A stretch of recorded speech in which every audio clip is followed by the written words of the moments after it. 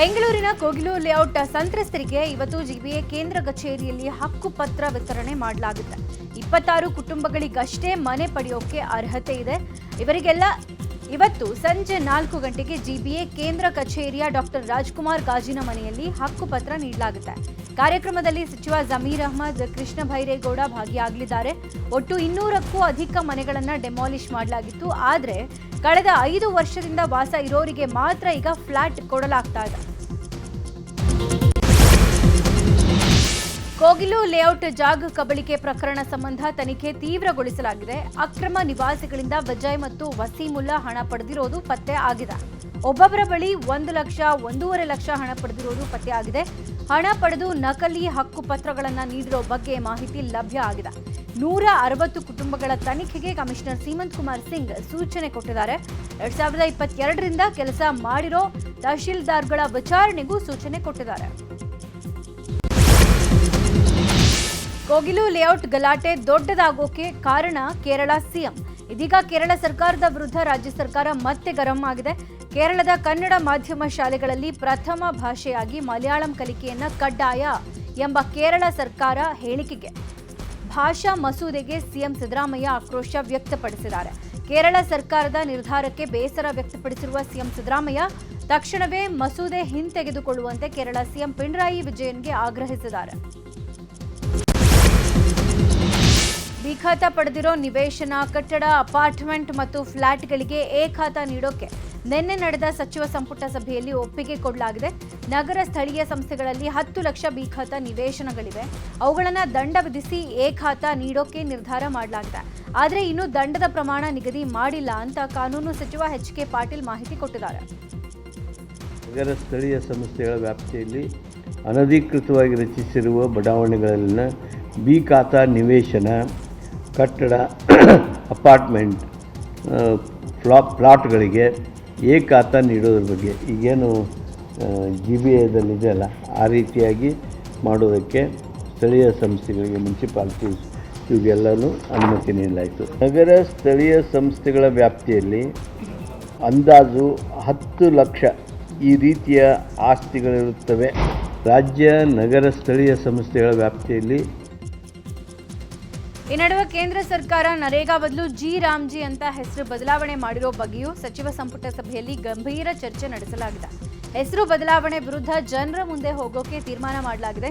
ಕೇಂದ್ರ ಸರ್ಕಾರಕ್ಕೆ ನಾವು ಎಚ್ಚರಿಕೆ ಕೊಟ್ಟಿದ್ದೀವಿ. ವಿಕೇಂದ್ರೀಕರಣ ಚಳವಳಿ ಪ್ರಾರಂಭವಾಗಿದೆ ಅಂತ ಎಚ್.ಕೆ. ಪಾಟೀಲ್ ಹೇಳಿದ್ದಾರೆ.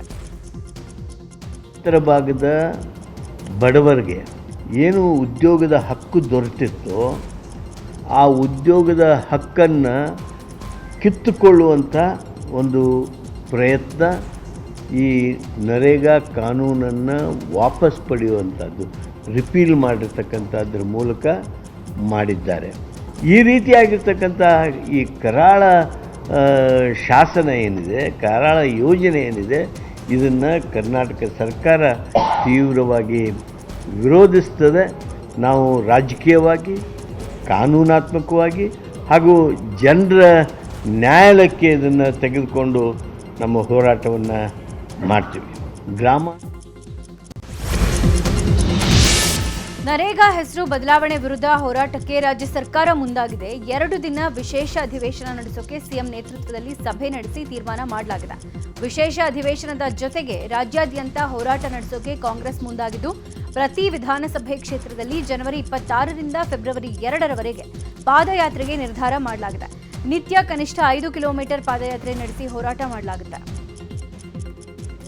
ಗ್ರಾಮೀಣ ಉದ್ಯೋಗ ಖಾತ್ರಿ ಯೋಜನೆ ಏನು, ಆ ಯೋಜನೆಯನ್ನ ತೆಗೆದಾಕಿ, ಆ ಕಾನೂನನ್ನು ತೆಗೆದಾಕಿ ಹೊಸದಾಗಿ ವಿಬಿ ಗ್ರಾಮ್ ಜಿ ಬಿಲ್ ಅಂಥೇಳಿ ಏನು ಹೊಸದಾಗಿ ತಯಾರು ಮಾಡಿ ಇಡೀ ದೇಶಕ್ಕೆ ಒಂದು ಆಶ್ಚರ್ಯವನ್ನ ಉಂಟು ಮಾಡಿದ್ದಾರೆ. ಅದರ ವಿರುದ್ಧವಾಗಿ ಚರ್ಚೆ ಮಾಡಿ ಮುಂದಿನ ರೂಪರೇಷೆಗಳನ್ನ ರೂಪಿಸ್ಲಿಕ್ಕೋಸ್ಕರ ಈ ಒಂದು ವಿಬಿ ಗ್ರಾಮ್ ಜಿ ಬಿಲ್ ವಾಪಸ್ ಪಡಿಬೇಕು. ಮನ್ರೇಗಾ ಪುನರ್ಸ್ಥಾಪನೆ ಮಾಡಲಿಕ್ಕೆ ನಮ್ಮ ಹೋರಾಟ ಒಂದು ಪ್ರಾರಂಭವನ್ನ ಮಾಡಲಿಕ್ಕೆ ರೂಪಿಸ್ತಾ ಇದ್ದೇವೆ. ತಾಲೂಕ್ ಲೆವೆಲ್ ಅಲ್ಲಿ ಮತ್ತು ಗ್ರಾಮ ಪಂಚಾಯತಿ ಮಟ್ಟದಲ್ಲಿ ಪ್ರತಿಯೊಂದು ಅಲ್ಲೂ ಕೂಡ ಇದರ ಪ್ರತಿಭಟನೆ ಕಾರ್ಯಕ್ರಮವನ್ನ ವಿವಿಧ ರೀತಿಯಲ್ಲಿ ಹಮ್ಮಿಕೊಳ್ತಾರೆ.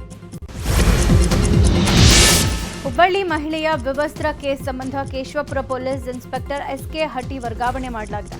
ಎಸ್ಕೆ ಹಟ್ಟಿ ಜಾಗಕ್ಕೆ ಘಂಟಿಕೇರಿ ಇನ್ಸ್ಪೆಕ್ಟರ್ ನಿಯೋಜನೆ ಮಾಡಲಾಗಿದೆ. ಎಸ್ಕೆ ಹಟ್ಟಿ ವರ್ಗಾವಣೆ ಮಾಡಿ ಪೊಲೀಸ್ ಆಯುಕ್ತ ಎನ್ ಶಶಿಕುಮಾರ್ರಿಂದ ಆದೇಶ ಹೊರಡಿಸಲಾಗಿದೆ. ಪ್ರಭಾರಿಯಾಗಿ ಇನ್ಸ್ಪೆಕ್ಟರ್ ಜಾಧವ್ ಅವರನ್ನು ನಿಯೋಜನೆ ಮಾಡಲಾಗಿದೆ.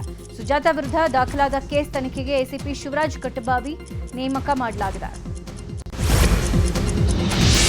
ಹುಬ್ಬಳ್ಳಿಯ ಬಿಜೆಪಿ ಕಾರ್ಯಕರ್ತೆ ವಿವಸ್ತ್ರ ಕೇಸ್ ಖಂಡಿಸಿ ಇವತ್ತು ರಾಜ್ಯಾದ್ಯಂತ ಬಿಜೆಪಿ ಹೋರಾಟ ಮಾಡ್ತಾ ಇದೆ. ಈ ನಡುವೆ ವಿಪಕ್ಷ ನಾಯಕ ಆರ್ ಅಶೋಕ್ ಇವತ್ತು ಹುಬ್ಬಳ್ಳಿ ಧಾರವಾಡ ಪೊಲೀಸ್ ಆಯುಕ್ತರನ್ನ ಭೇಟಿ ಮಾಡಲಿದ್ದಾರೆ. ಘಟನೆ ಬಗ್ಗೆ ಮಾಹಿತಿಯನ್ನ ಪಡ್ಕೊಳ್ಳಿದ್ದಾರೆ. ಅಲ್ಲದೆ ಸಂತ್ರಸ್ತರ ಮಹಿಳೆಯ ಮನೆಗೆ ವಿಪಕ್ಷ ನಾಯಕ ಆರ್ ಅಶೋಕ್ ಭೇಟಿಯನ್ನ ಕೊಡಲಿದ್ದಾರೆ. ಸಿಎಂ ಸಿದ್ದರಾಮಯ್ಯ ಹಾಗೂ ಡಿಸಿಎಂ ಡಿಕೆ ಶಿವಕುಮಾರ್ ಇವತ್ತು ವಿಜಯಪುರ ಜಿಲ್ಲಾ ಪ್ರವಾಸ ಕೈಗೊಂಡಿದ್ದಾರೆ. ಬೆಳಗ್ಗೆ 11ವರೆಗೆ ಹೆಲಿಕಾಪ್ಟರ್ ಮೂಲಕ ವಿಜಯಪುರಕ್ಕೆ ತಲುಪಲಿದ್ದಾರೆ. 11:45ಕ್ಕೆ ವಿಜಯಪುರ ಕೇಂದ್ರ ಬಸ್ ನಿಲ್ದಾಣದ ಬಳಿ ನಿರ್ಮಿಸಿರುವ ರಾಣಿ ಚೆನ್ನಮ್ಮ ಮೂರ್ತಿ ಅನಾವರಣಗೊಳಿಸುತ್ತಾರೆ.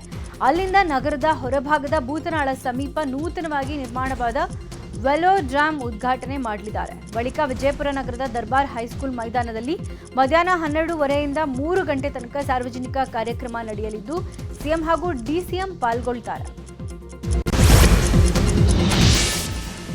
2.5 ವರ್ಷಗಳ ಕಾಂಗ್ರೆಸ್ ಸರ್ಕಾರದ ಇಮೇಜ್ ಮೇಲೆ ಮುಂಬರುವ ವಿಧಾನಸಭಾ ಚುನಾವಣೆಯಲ್ಲಿ ಸ್ವತಂತ್ರವಾಗಿ ಅಧಿಕಾರ ಹಿಡಿಯುವ ಉತ್ಸಾಹದಲ್ಲಿರುವ ಬಿಜೆಪಿ ಈಗ ಸ್ಥಳೀಯ ಸಂಸ್ಥೆಗಳ ಚುನಾವಣೆಗೆ ಸನ್ನದ್ಧವಾಗ್ತಾ ಇದೆ. ಕಳೆದ 4 ದಿನಗಳಿಂದ 15 ಜಿಲ್ಲೆಗಳ ನಾಯಕರ ಸಭೆ ನಡೆಸಿರುವ ಬಿಜೆಪಿ ರಾಜ್ಯಾಧ್ಯಕ್ಷ ಬಿವೈ ವಿಜಯೇಂದ್ರ ಇವತ್ತು ಬೀದರ್, ಉತ್ತರ ಕನ್ನಡ, ಕೋಲಾರ, ಮಧುಗಿರಿ ಜಿಲ್ಲೆಯ ನಾಯಕರ ಜೊತೆ ಸಭೆಗಳ ಮೂಲಕ ಗೆಲ್ಲುವ ಬಗ್ಗೆ ಚರ್ಚೆ ನಡೆಸಲಿದ್ದಾರೆ. ಕಳೆದ 3 ದಿನಗಳಿಂದಲೂ ಮಗನ ಜೊತೆ ಕೈಜೋಡಿಸಿರುವ ಮಾಜಿ ಸಿಎಂ ಯಡಿಯೂರಪ್ಪ ಪಕ್ಷ ಸಂಘಟನೆಯ ಮೂಲಕ ಮುಂದಿನ ಸ್ಥಳೀಯ ಸಂಸ್ಥೆಗಳ ಚುನಾವಣೆಯಲ್ಲಿ ಹೆಚ್ಚು ಸ್ಥಾನ ಗೆಲ್ಲುವ ಬಗ್ಗೆ ಅಗತ್ಯ ಸಲಹೆ ಸೂಚನೆ ಕೊಡುತ್ತಿದ್ದಾರೆ. ಬಾಗಲಕೋಟೆ ಭಿನ್ನಮತ ಶಮನಕ್ಕೆ ಬಿಜೆಪಿ ರಣತಂತ್ರ ನಡೆಸ್ತಾ ಇದೆ. ಹುದ್ದೆಗಾಗಿ ಪ್ರತಿಷ್ಠೆಗೆ ಬಿದ್ದು ಸೋತ ಜಿಲ್ಲಾ ನಾಯಕರಿಗೆ ಕೇಂದ್ರ ಸಚಿವ ಪ್ರಹ್ಲಾದ್ ಜೋಶಿ ಹಾಗೂ ಮಾಜಿ ಸಿಎಂ ಯಡಿಯೂರಪ್ಪ ಖಡಕ್ ಸಂದೇಶ ರವಾನಿಸಿದ್ದಾರೆ. ಮೇಟಿ ನಿಧನದಿಂದ ತೆರವಾಗಿರುವ ಬಾಗಲಕೋಟೆ ಕ್ಷೇತ್ರವನ್ನ ಬೈ ಎಲೆಕ್ಷನ್ನಲ್ಲಿ ಗೆಲ್ಲಿಸುವಂತೆ ತಾಕೀತು ಮಾಡಿದ್ದಾರೆ. ಕಳೆದ ವಿಧಾನಸಭಾ ಚುನಾವಣೆಯಲ್ಲಿ ಬಾಗಲಕೋಟೆ ಕ್ಷೇತ್ರದಿಂದ ಕಡಿಮೆ ಅಂತರದಿಂದ ಸೋತಿದ್ರು ಚರಂತಿಮಠ್. ಇವರನ್ನ ಸೋಲಿಸೋಕೆ ಮುರುಗೇಶ್ ನಿರಾಣಿ ಪ್ರಯತ್ನ ಅಂತ ಆರೋಪವೂ ಇತ್ತು. ಹೀಗಾಗಿ ಈ ಬಾರಿ ಖಡಕ್ ವಾರ್ನಿಂಗ್ ಕೊಟ್ಟಿದ್ದಾರೆ. ಶಾಮನೂರು ಶಿವಶಂಕರಪ್ಪ ನಿಧನ ಹಿನ್ನೆಲೆ ವಿಧಾನಸಭಾ ಕ್ಷೇತ್ರಗಳಿಗೆ ಉಪಚುನಾವಣೆ ನಡೆಯಲಿದೆ. ಈ ಕ್ಷೇತ್ರವನ್ನ ಮಾಜಿ ಸಿಎಂ ಬಿಎಸ್ವೈ ಹಾಗೂ ವಿಜೇಂದ್ರ ಪ್ರತಿಷ್ಠೆಯಾಗಿ ತಗೊಂಡಿದ್ದಾರೆ. ಲಿಂಗಾಯತ ಕ್ಷೇತ್ರವನ್ನ ಗೆದ್ದು ತಮ್ಮ ನಾಯಕತ್ವದ ಶಕ್ತಿ ಹೆಚ್ಚಿಸಿಕೊಳ್ಳೋಕೆ ರಣತಂತ್ರ ರೂಪಿಸಿದ್ದಾರೆ. ಅಲ್ಲದೆ ಶಾಮನೂರು ಜೊತೆ ಹೊಂದಾಣಿಕೆ ಆರೋಪದಿಂದ ಮುಕ್ತವಾಗೋಕೆ ಕಾರ್ಯತಂತ್ರ ರೂಪಿಸಿದ್ದಾರೆ. ಶಿವಮೊಗ್ಗದಲ್ಲಿ ರಾಘವೇಂದ್ರ ಗೆಲ್ಲಿಸೋಕೆ ಶಾಮನೂರು ಸಹಕಾರ ನೀಡಿದ್ರು ಅಂತ ಹೇಳಲಾಗಿದೆ. ದಾವಣಗೆರೆಯಲ್ಲಿ ಪ್ರಭಾ ಗೆಲ್ಲಿಸೋಕೆ ಬಿಎಸ್ವೈ ಸಹಕಾರ ನೀಡಿದ್ರು ಅನ್ನೋ ಆರೋಪ ಕೇಳಿ ಬರ್ತಾ ಇದೆ. ಈ ಬಗ್ಗೆ ಬಿಎಸ್ವೈ ವಿರುದ್ಧ ಸ್ಥಳೀಯ ನಾಯಕ ಜಿಎಂ ಸಿದ್ದೇಶ್ವರ್ ದೂರನ್ನ ಕೊಟ್ಟಿದ್ರು. ಈಗ ಶಾಮನೂರು ಶಿವಶಂಕರಪ್ಪ ನಿಧನದಿಂದ ತೆರವಾಗಿರುವ ಕ್ಷೇತ್ರದ ಮೇಲೆ ಯಡಿಯೂರಪ್ಪ ಹಾಗೂ ವಿಜೇಂದ್ರ ಕಣ್ಣಿಟ್ಟಿದ್ದು ಪ್ರಬಲ ಅಭ್ಯರ್ಥಿ ಕಣಕ್ಕಿಳಿಸೋ ಬಗ್ಗೆ ತಯಾರಿ ನಡೆಸಿದ್ದಾರೆ. ಕಾಂಗ್ರೆಸ್ನಲ್ಲಿ ನಾಯಕತ್ವ ಬಿಕ್ಕಟ್ಟು ದಿನೇ ದಿನೇ ಕುತೂಹಲ ಮೂಡಿಸ್ತಾ ಇದ್ದು ಇದರ ಮಧ್ಯೆ ಅಸ್ಸಾಂ ಚುನಾವಣಾ ಉಸ್ತುವಾರಿ ಹೊಣೆ ಡಿಸಿಎಂ ಡಿಕೆಶಿಯ ಹೆಗಲೇರಿದೆ. ಕಾಂಗ್ರೆಸ್ಗೆ ಅಸ್ಸಾಂ ಚುನಾವಣೆ ಸವಾಲಾಗಿದ್ದು ಹಾಲಿ ಸಿಎಂ ಬಸವಂತ್ ಶರ್ಮಾ ಕಟ್ಟ ಹಿಂದೂವಾದಿ ಆಗಿದ್ದಾರೆ. ಬಸವಂತ್ ಶರ್ಮಾರನ್ನ ಮೆಟ್ಟಿ ಕಾಂಗ್ರೆಸ್ ಗೆಲ್ಲಿಸುವ ಅನಿವಾರ್ಯತೆ ಎದುರಾಗಿದೆ. ಅಸ್ಸಾಂನಲ್ಲಿ ಕಾಂಗ್ರೆಸ್ ಗೆಲುವು ಸಾಧಿಸಿದರೆ ಡಿಕೆಶಿಗೆ ಆನೆ ಬಲ ಸಿಕ್ಕಂತಾಗಿದೆ. ಅಲ್ಲಿವರೆಗೂ ನಾಯಕತ್ವ ಬದಲಾವಣೆಯ ವಿಚಾರಕ್ಕೆ ಹೈಕಮಾಂಡ್ ಕೈ ಹಾಕದೆ ಇರೋಕೆ ಚಿಂತನೆ ನಡೆಸಿದೆ. ಇತ್ತ ಅಸ್ಸಾಂ ಚುನಾವಣೆ ಮುಗಿಯೋವರೆಗೂ ಪವರ್ ಶೇರಿಂಗ್ ಪಾಲಿಟಿಕ್ಸ್ಗೆ ಬ್ರೇಕ್ ನೀಡೋಕೆ ಡಿಕೆಶಿ ಕೂಡ ಪ್ಲಾನ್ ಮಾಡಿದ್ದಾರೆ. ಇನ್ನು ಸಂಪುಟ ಪುನರ್ ರಚನೆಗೆ ಅನುಮತಿ ಕೋರೋಕೆ ಸಿಎಂ ಸಿದ್ದರಾಮಯ್ಯ ಮುಂದಾಗಿದ್ದಾರೆ. ಈ ನಡುವೆ ಜನವರಿ 17ರಿಂದ 30ರವರೆಗೆ ರಾಹುಲ್ ಗಾಂಧಿ ಲಂಡನ್ ಪ್ರವಾಸ ಕೈಗೊಂಡಿದ್ದಾರೆ. ಹಾಸನ ಜಿಲ್ಲೆಯಲ್ಲಿ ಅಸ್ತಿತ್ವ ಉಳಿಸಿಕೊಳ್ಳೋಕೆ ಜೆಡಿಎಸ್ ಶತಾಯಗತಾಯ ಹೋರಾಟ ನಡೆಸ್ತಾ ಇದೆ. ಕಾಂಗ್ರೆಸ್ ಸಮಾವೇಶಗಳ ಆರ್ಭಟದ ಮಧ್ಯೆ ಜೆಡಿಎಸ್ ಸಂಘಟನೆಗೆ ಮುಂದಾಗಿದ್ದಾರೆ. ಮುಂದಿನ ಚುನಾವಣೆಯಲ್ಲಿ ಎಚ್ಡಿ ರೇವಣ್ಣ ಸ್ಪರ್ಧೆ ಬಗ್ಗೆಯೂ ಚರ್ಚೆ ಆಗ್ತಾ ಇದೆ. ಎಚ್ಡಿ ರೇವಣ್ಣ ಅರಸೀಕೆರೆ ಕ್ಷೇತ್ರದಲ್ಲಿ 3 ಬಾರಿ ಸತತವಾಗಿ ಜೆಡಿಎಸ್ ಶಾಸಕರಾಗಿ ಆಯ್ಕೆ ಆಗಿದ್ರು. ಈ ಹಿನ್ನೆಲೆ ಶಿವಲಿಂಗೇಗೌಡ ಮಣಿಸೋಕೆ ನೀವೇ ಜೆಡಿಎಸ್ ಅಭ್ಯರ್ಥಿ ಆಗಿ ಅಂತ ಕಾರ್ಯಕರ್ತರು ಒತ್ತಾಯಿಸಿದ್ದಾರೆ. ಜೆಡಿಎಸ್ ಸಂಘಟನೆ ಬಲಪಡಿಸೋಕೆ ಜನವರಿ 24ರಂದು ಹಾಸನದಲ್ಲಿ ಬೃಹತ್ ಸಮಾವೇಶ ನಡೆಸೋಕೆ ಜೆಡಿಎಸ್ ತಯಾರಿ ನಡೆಸಿದೆ. ಮಹರ್ಷಿ ವಾಲ್ಮೀಕಿ ಜಾತ್ರಾ ಮಹೋತ್ಸವದ ಪೂರ್ವ ಸಿದ್ಧತೆ ಹಿನ್ನೆಲೆ ಇವತ್ತು ಬೆಳಗ್ಗೆ 11ಕ್ಕೆ ದಾವಣಗೆರೆ ಜಿಲ್ಲೆಯ ಹರಿಹರ ತಾಲೂಕಿನ ರಾಜನಹಳ್ಳಿಯ ವಾಲ್ಮೀಕಿ ಮಠದಲ್ಲಿ ಸಭೆ ನಡೆಯಲಿದೆ. ಫೆಬ್ರವರಿ 8, 9ರಂದು ಶ್ರೀ ಮಹರ್ಷಿ ವಾಲ್ಮೀಕಿ ಜಾತ್ರೆ ನಡೆಯಲಿದ್ದು ಸಿದ್ಧತೆಯ ಬಗ್ಗೆ ಚರ್ಚೆ ನಡೆಯಲಿದ್ದು ವಾಲ್ಮೀಕಿ ಸಮಾಜದ ಎಲ್ಲಾ ಶಾಸಕರಿಗೆ ಸಭೆಗೆ ಆಹ್ವಾನ ಕೊಡಲಾಗಿದೆ. ಬಾಗಲಕೋಟೆಯ ಕಿರೂರು ಪಟ್ಟಣದಲ್ಲಿ ಬನಶಂಕರಿ ದೇವಿ ರಥೋತ್ಸವ ಅದ್ದೂರಿಯಾಗಿ ನೆರವೇರಿದೆ. ಭಕ್ತರು ರಥಕ್ಕೆ ಬಾಳೆಹಣ್ಣು ಉತ್ತತ್ತಿ ಎಸೆಯುವ ಮೂಲಕ ರಥೋತ್ಸವದಲ್ಲಿ ಭಾಗಿಯಾಗಿದ್ದರು. ಆದಿ ಪರಮೇಶ್ವರ ನಿನ್ನ ಪಾದಕ್ಕೆ ಶಂಭೋ ಎಂಬ ಘೋಷಣೆಗಳೊಂದಿಗೆ ಭಕ್ತರು ತೇರೆಳೆದಿದ್ದಾರೆ. ರಥೋತ್ಸವಕ್ಕೆ ಬೆಳಗಾವಿ, ಗದಗ, ವಿಜಯಪುರ ಸೇರಿದಂತೆ ಅಕ್ಕಪಕ್ಕದ ಜಿಲ್ಲೆಯ ಭಕ್ತರು ಸಾಕ್ಷಿಯಾಗಿದ್ದರು. ಜಾತ್ರೆಯ ನಿಮಿತ್ತ ಬೆಳಗ್ಗೆಯಿಂದಲೇ ಅಭಿಷೇಕ, ಕುಂಕುಮಾರ್ಚನೆ ಸೇರಿದಂತೆ ವಿಶೇಷ ಅಲಂಕಾರ, ಪೂಜಾ ಕೈಂಕರ್ಯಗಳು ನೆರವೇರಿದ್ದು ಇವತ್ತಿನಿಂದ ನಿರಂತರ 5 ದಿನಗಳ ಕಾಲ ಬನಶಂಕರಿಯ ಜಾತ್ರೆ ನಡೆಯಲಿದೆ. ಬೆಂಗಳೂರು ದಕ್ಷಿಣ ಜಿಲ್ಲೆಯಲ್ಲಿ ರಾಮೋತ್ಸವ ಹಾಗೂ ಕನಕೋತ್ಸವ ಅಂಗವಾಗಿ ರಂಗೋಲಿ ಸ್ಪರ್ಧೆ ಏರ್ಪಡಿಸಲಾಗಿತ್ತು. ಪ್ರತಿ ಗ್ರಾಮದಲ್ಲಿ ರಂಗೋಲಿ ಬಿಡಿಸಿದ ವಿಜೇತರಿಗೆ ಖುದ್ದು ಮಾಜಿ ಸಂಸದ ಡಿಕೆ ಸುರೇಶ್ ಬಹುಮಾನ ವಿತರಿಸಿದರು. ಮತ್ತೊಂದೆಡೆ ರಾಮನಗರದಲ್ಲೂ ಶಾಸಕ ಇಕ್ಬಾಲ್ ಹುಸೇನ್ ರಂಗೋಲಿ ಸ್ಪರ್ಧೆ ಕ್ರೀಡೆಗಳಲ್ಲಿ ವಿಜೇತಗೊಂಡವರಿಗೆ ಬಹುಮಾನ ಕೊಟ್ಟರು. ಕನಕಪುರದಲ್ಲಿ ಕನಕೋತ್ಸವ ಜನವರಿ 28ರಿಂದ 5 ದಿನಗಳ ಕಾಲ ನಡೆಯಲಿದೆ. 2027ರ ಜನಗಣತಿಯ ಮೊದಲ ಹಂತದ ವೇಳಾಪಟ್ಟಿಯನ್ನು ಕೇಂದ್ರ ಗೃಹ ಸಚಿವಾಲಯ ಪ್ರಕಟಿಸಿದೆ. ಏಪ್ರಿಲ್ 1ರಿಂದ ಸೆಪ್ಟೆಂಬರ್ 30ರವರೆಗೆ ಎಲ್ಲಾ ರಾಜ್ಯ ಮತ್ತು ಕೇಂದ್ರಾಡಳಿತ ಪ್ರದೇಶಗಳಲ್ಲಿ ಜನಗಣತಿ ನಡೆಯಲಿದೆ. ಭಾರತದ ಇತಿಹಾಸದಲ್ಲೇ ಮೊದಲ ಬಾರಿಗೆ ಸಂಪೂರ್ಣ ಡಿಜಿಟಲ್ ರೂಪದಲ್ಲಿ ಜನಗಣತಿ ನಡೆಯಲಿದ್ದು ಇದಕ್ಕಾಗಿ 11,718.2 ಕೋಟಿ ರೂಪಾಯಿ ಅನುದಾನ ಮೀಸಲಿಡಲಾಗಿದೆ. ಐಪಿಎಲ್ ಮಾದರಿಯಲ್ಲಿ ಇವತ್ತಿನಿಂದ 4ನೇ ಆವೃತ್ತಿಯ ಮಹಿಳಾ ಪ್ರೀಮಿಯರ್ ಲೀಗ್ ನಡೀತಾ ಇದೆ. ಲೀಗ್ನ ಮೊದಲ ಪಂದ್ಯ ನವಿ ಮುಂಬೈನ ಡಿವೈ ಪಾಟೀಲ್ ಕ್ರೀಡಾಂಗಣದಲ್ಲಿ ನಡೆಯಲಿದೆ. ಈ ಪಂದ್ಯದಲ್ಲಿ ಹಾಲಿ ಚಾಂಪಿಯನ್ ಮುಂಬೈ ಇಂಡಿಯನ್ಸ್ ಹಾಗೂ ರಾಯಲ್ ಚಾಲೆಂಜರ್ಸ್ ಬೆಂಗಳೂರು ತಂಡಗಳು ಮುಖಾಮುಖಿ ಆಗಲಿವೆ. ಈ ಸೀಸನ್ನಲ್ಲಿ ಒಟ್ಟು 22 ಪಂದ್ಯಗಳು ನಡೆಯಲಿದ್ದು ಮೊದಲ 11 ಪಂದ್ಯಗಳು ನವಿ ಮುಂಬೈನಲ್ಲಿ ಮತ್ತು ಎಲಿಮಿನೇಟರ್ ಮತ್ತು ಫೈನಲ್ ಸೇರಿದಂತೆ ಉಳಿದ 11 ಪಂದ್ಯಗಳು ವಡೋದರಾದ ಕೋಟಂಬಿ ಕ್ರೀಡಾಂಗಣದಲ್ಲಿ ನಡೆಯಲಿದೆ. ಫೆಬ್ರವರಿ 5ರಂದು ವಡೋದರಾದಲ್ಲಿ ಫೈನಲ್ ಪಂದ್ಯ ನಡೆಯಲಿದೆ.